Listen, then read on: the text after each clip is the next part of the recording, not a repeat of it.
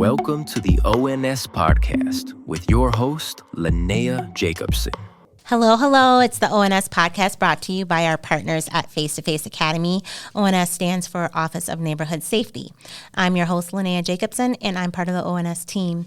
This podcast was created for departments like ours and community organizations to connect you to alternative public safety measures, programs, and your local growth and healing opportunities.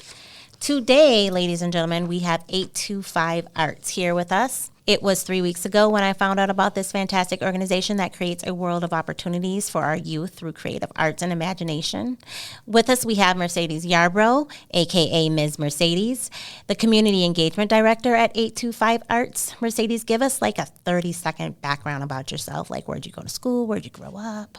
So I'm also your kid's favorite teacher, and that's because I make learning fun through comic books, video games, and cartoon animations, just teaching art history from a positive lens and helping kids unlock their superpowers so they know their purpose in the world. And with that, I'm from Rondo. I wear it on my shirt all the time. And my superpower is spreading love, peace, and unity in communities. So everything I do is very intentional on just bringing more love and peace and creating an energy that is magnetic and get people to experience and live and be in the moment. So on that note, since you're like into superheroes and stuff, I read DC, Universe, or Marvel? Marvel. Yes, girl. Thank you. Yes. Thank you. Okay. All my kids were Spider-Man, but I will say Ninja Turtles, yeah. What was the last superhero movie you took the boys to? In a sense, Dogman. I don't know if that's it was a comic cartoon, but otherwise the last one, it was a new Ninja Turtle movie. We actually showed it at Central Village Park as a part of Rondo Day celebration. We had a movie in the park and we got a big, huge jumbo screen. So we took the drive-in movie theater to the hood. So was it good? Oh, yeah. Okay. Ice Cube's in that one. How did the kids act? Because I know every single time, like, I know like a lot of the rec centers, we try to get together and have like, movie in the parks and stuff. The kids are like antsy and they're all over the place. So, like, well, this was a different movie in the park. And at all of my events, I'm very intentional on making sure there's stations or like multiple things, because I know kids in this time and generation have different sensory needs. So we were actually right at Central Village Park. So there was a park. We had Candyland popcorn, and then a collaboration with Broken Robots. So we had different sports stations so kids could play soccer. We had face painting, and then the movie in the park. And then the movie in the park wasn't your ordinary like blow up movie in the park. It was by Big Bang Company, and it was like few $1,000s of a whole so it wasn't screen. cheap. It wasn't cheap. No, it was a big old screen put together. It took 2 hours to put together. So it wasn't the bed sheet. Yeah, it was like you went out to Valley High Drive-In back in the day, which is no longer there. So just bringing that drive-in experience was really magical for kids that probably never been to the drive-in before. They loved it. I love that. So who is your favorite superhero and why?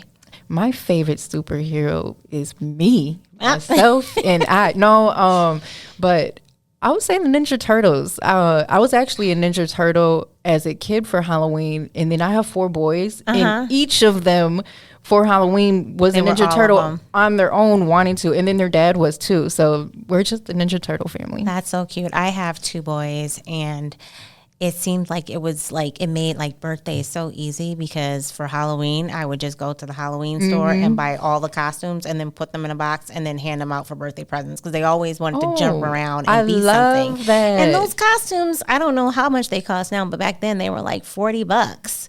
They're still that price.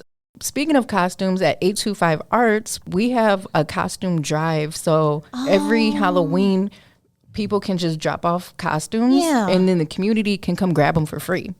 I love that. We're kind of like the Goodwill, except it's free. I love that. I don't think anybody's ever done that. No, and a community member brought that. So that's what we do. We listen to community. There we go. Got you. Next to Mercedes, we have Matt Alto, Operations Director of 825 Arts. Matt, give me a 30-second spiel about yourself. Where'd you grow up? I'm originally from Minnesota. I got my undergraduate degree in theater at the U of M. and my MFA over in London, but in between that, I've studied in Chicago, New Zealand, Moscow, hopping around the world, studying theater and doing community productions. Was involved in the Fringe Fest for a number of years. And though I'm living in Minneapolis, I've been working in St. Paul for about the last 10 years or so. What is your favorite play or piece of theater work? It's hard to say. It really depends. Probably one of the most powerful ones that I saw was over in Russia, actually. Okay. And I couldn't understand a word of it, but that's sort of where I came up with my gibberish test of if you can still get something from the production without knowing any of the words that they're saying. And they just did such physical activity, and at one point confetti came out into the audience, and I just realized I was drooling. My chin started getting wet because I was just having this monumental experience, and I didn't even know what was going on. That's awesome. Okay, so I have questions for you. You have to choose one. Maybe these aren't your favorite, but you have to choose one. Okay. Ice cream. Cookies and cream ice cream or cookie dough ice cream? Cookies and cream. Okay. I worked at Dairy Queen for a while, and every night I'd go home with a Blizzard. And the cookie dough is all right, but the real compacted stuff, I like it a little bit more spread out with the cookies and cream has in it. My favorite is the Snickers Blizzards. Oh yeah, and I always say make it extra chunky. Make it extra chunky. Yeah, my friends loved to come over after I was done with work because I'd have a freezer full of Blizzards and okay, take what you want. We got Snickers, we got M&Ms. Yeah, I do almost anything for a dilly bar. Matt, if you had $3,000, what would you do with it and why? What would I do with it and why? I'd probably get the rights to some production and put on a show at our space. That's awesome. That's awesome. Let's jump right into these questions. So, Mercedes, who is 825 Arts?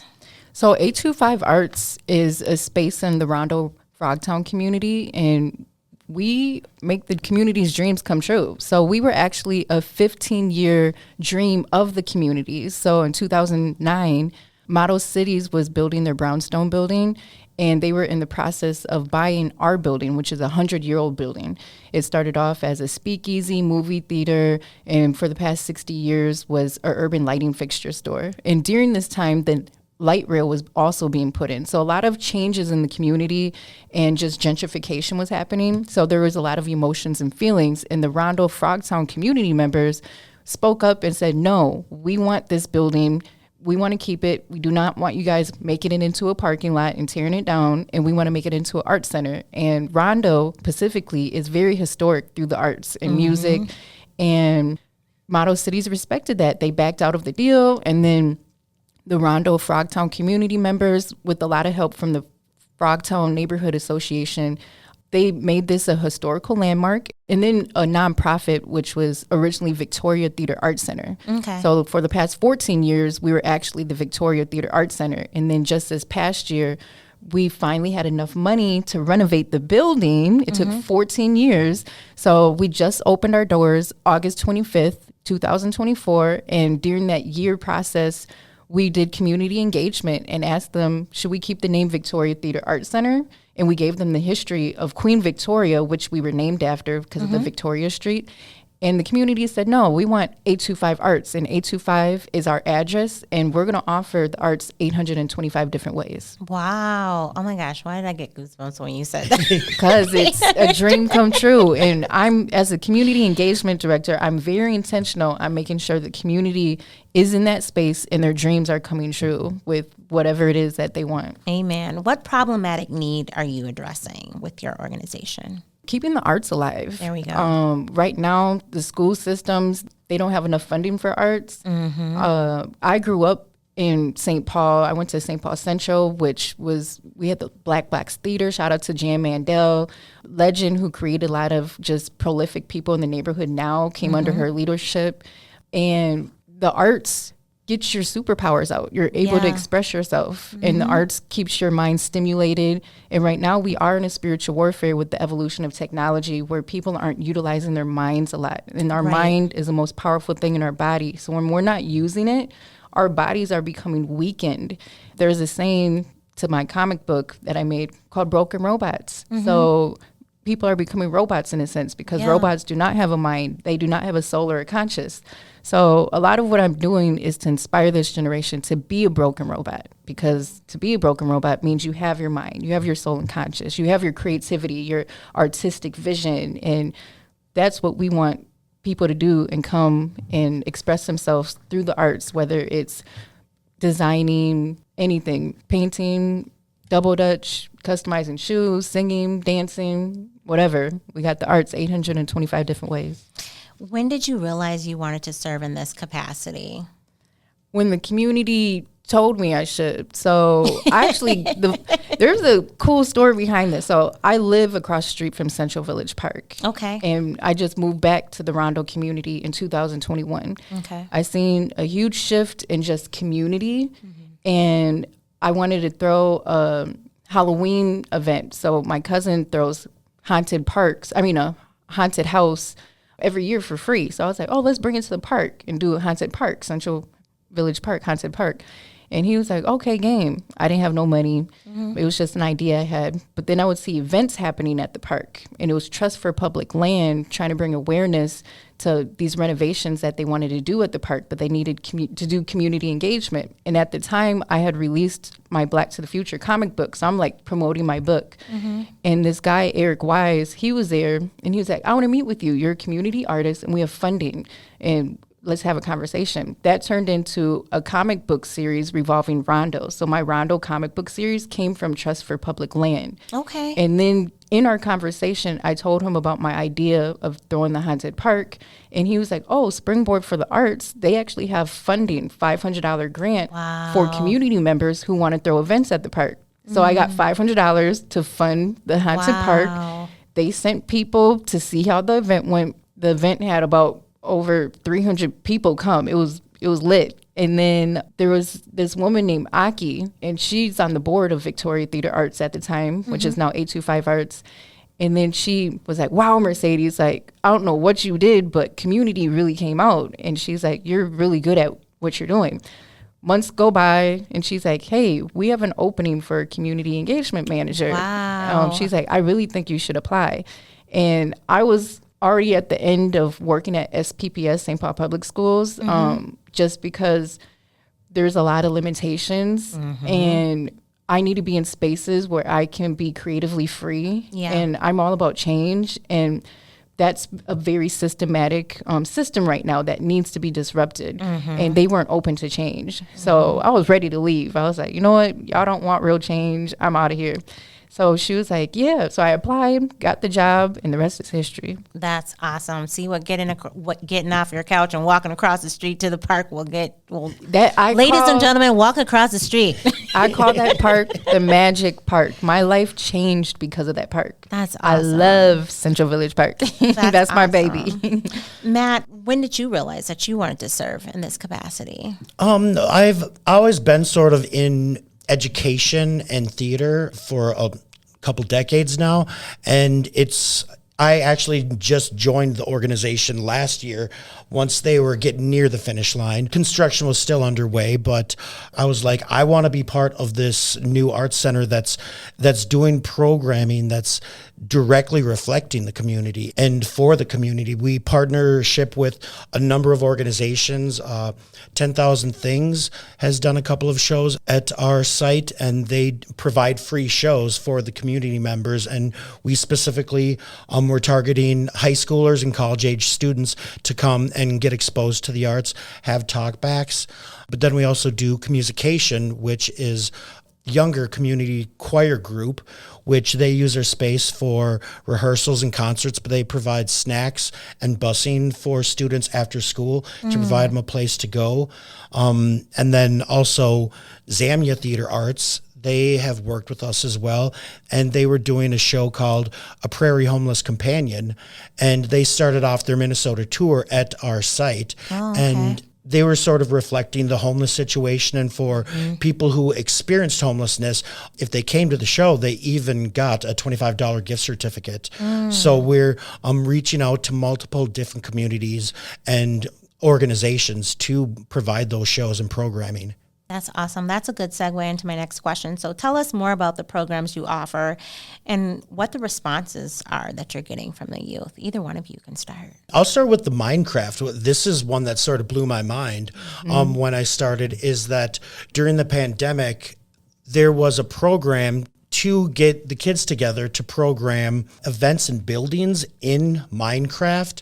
And so they started off building our theater, but then it had such a great response that they started building the history of St. Paul in Minecraft. And from that, they started interviewing elders of the community to build their homes and what the neighborhood looked like, what Rondo looked like. And it's one of the best examples I've seen of that. We do intergenerational work of the old generation working with the new generation. The old generation is like, wow, this Minecraft is pretty amazing. And seeing their old house in the Minecraft would open stories that they'd forgotten for years. Wow. And it was a collaboration that was really amazing to see. And you can see some of those videos online as well of some of the builds, or you can join our Minecraft program as well. We have regular programming on Saturday afternoons. What's like the age range for your program?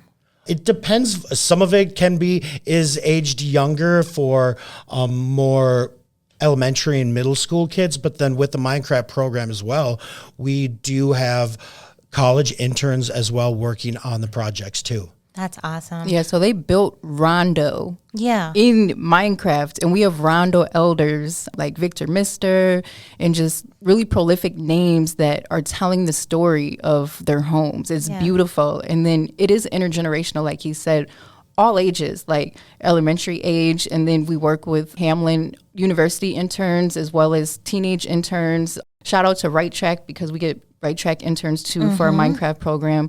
But it's really dope to just be able to play a video game and like go back in time. Yeah. I love that piece of mixing the history. And it's not like history around the country. It's history like right here in your own neighborhood. And it's the arts. I love in it. digital form. Yeah, I love it. Tell us more. Tell us more about other programs you guys have. Another program is Rondo Double Dutch, which I oversee. And that actually started at Central Village Park, just to put in the two. So as I mentioned, I had made this comic book called Broken Robots. And as part of that, I was trying to throw events to inspire the kids with things to get their minds moving and show them how to have fun outside without technology. So Double Dutch was one of the events. And the community loved it, received a huge response. People started calling me to like book Double Dutch. So I'm like calling the girls who showed up because I didn't even know how to Double Dutch.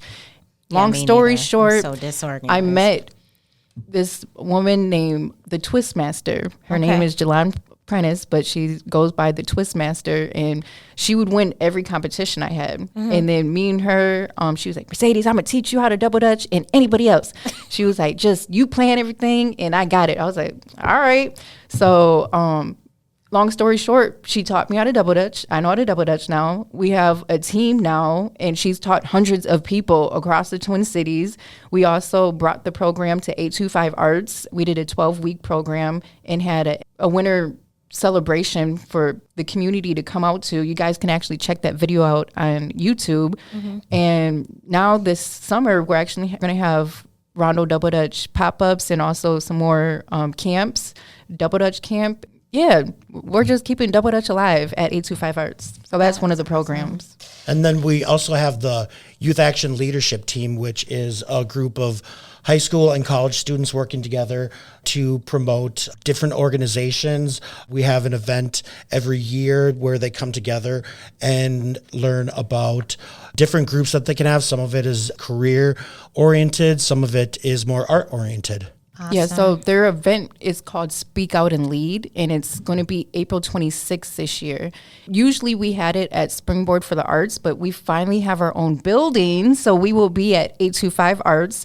And the youth group, it's also known as YOLT, consists of youth 13 to 20 years old. And they meet twice a week, and they plan this event by themselves with the guidance of us at 825 Arts, more so with our executive director, Tyler Olson, who has really been like the godfather of the YOLT organization. But they're in charge of managing the artists, volunteers, vendors. Like, so we're teaching them how to organize and host their own events. And it's amazing what they produce. Like, every year I'm amazed that I'm like, wow, you're doing what I do, but you're 13, you're 14, 15, 16.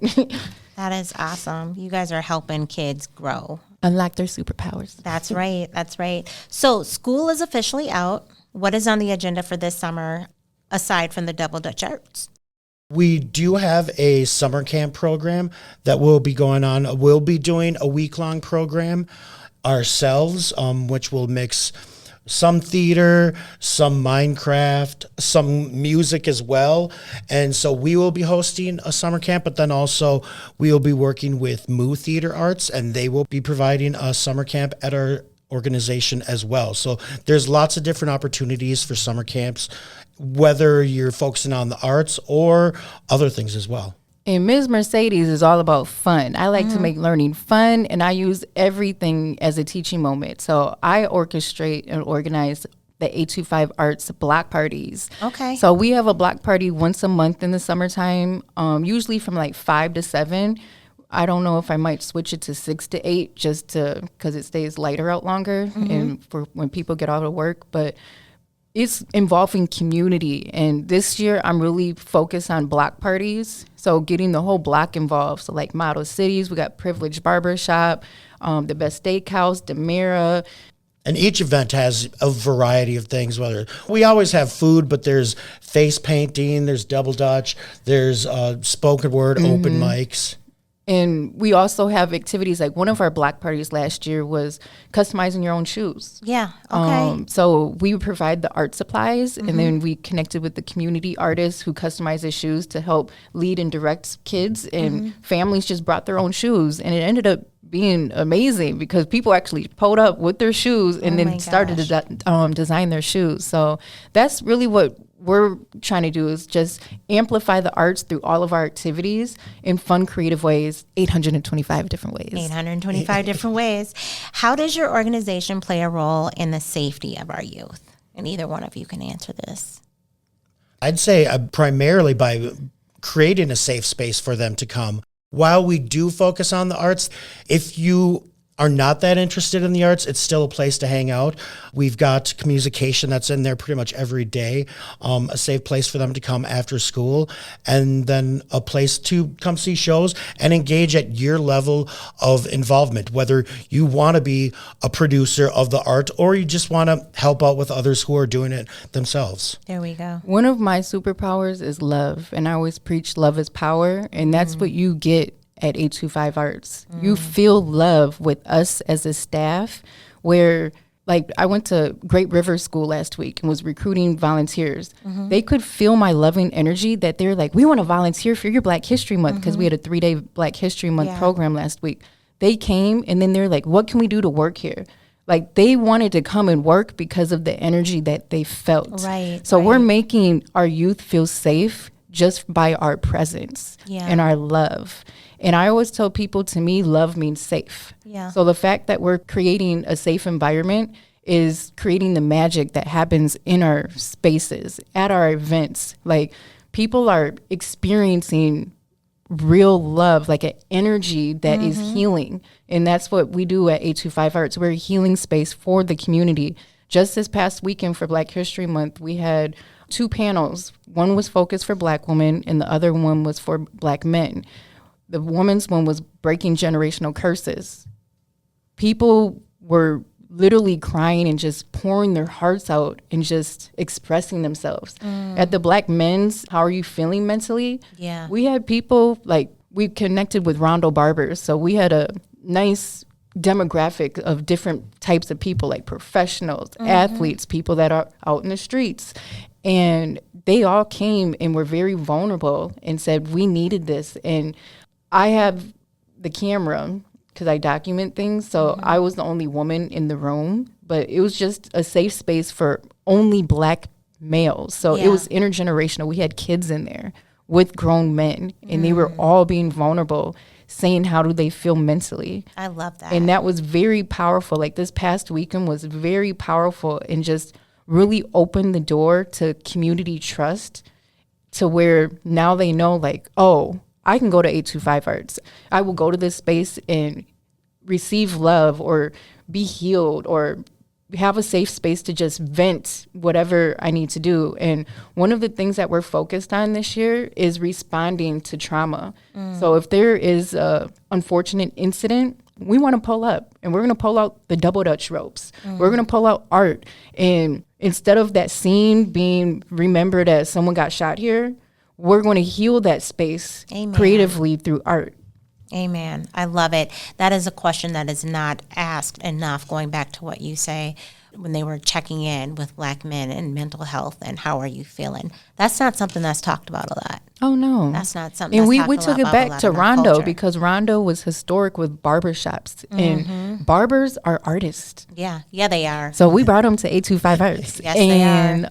They're not only just barbers, they are mental health therapists. They intake so much of their patients' trauma and stories. So it was a healing space not only for people there, but also the barbers. And we also had a chiropractor, a Black chiropractor from Right Spot Wellness.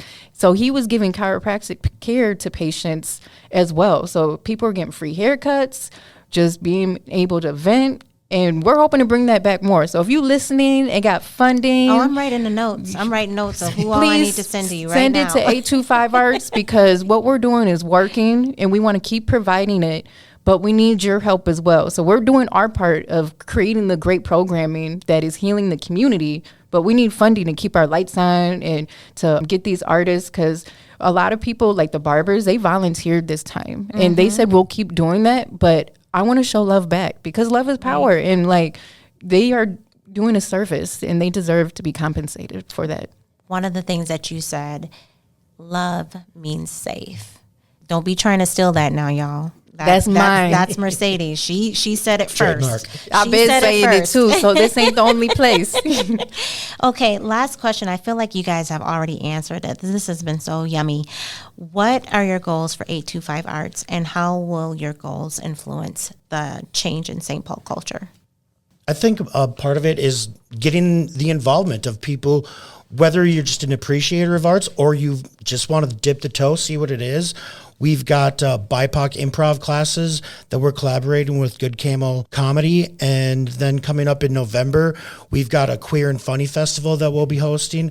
So different ways for you to get involved, whether it's just as an audience and seeing what art is being made or as somebody who's involved. And we've got an artist membership program too that you can come in and project shows or ideas for events yourself and be one of the producers of some of the arts events that are happening at our space. I love it. Mercedes?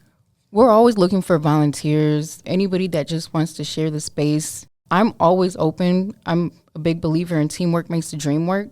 So come with me, share your vision, and I will collaborate, and we can make your dreams come true. So I'm very intentional as a community engagement director to making sure the community's dreams are coming true in this building. Yep. We are in a time where we need more community. We need more love. Yep. We need more just in-person socialization? Yes, Yeah. and healing, like humanity, like I said, we're in a spiritual warfare. COVID took a lot of that connection to life and just community. So my goal this year is to really bring community together, and we're in a really unique, special spot. Ward 1 is very diverse.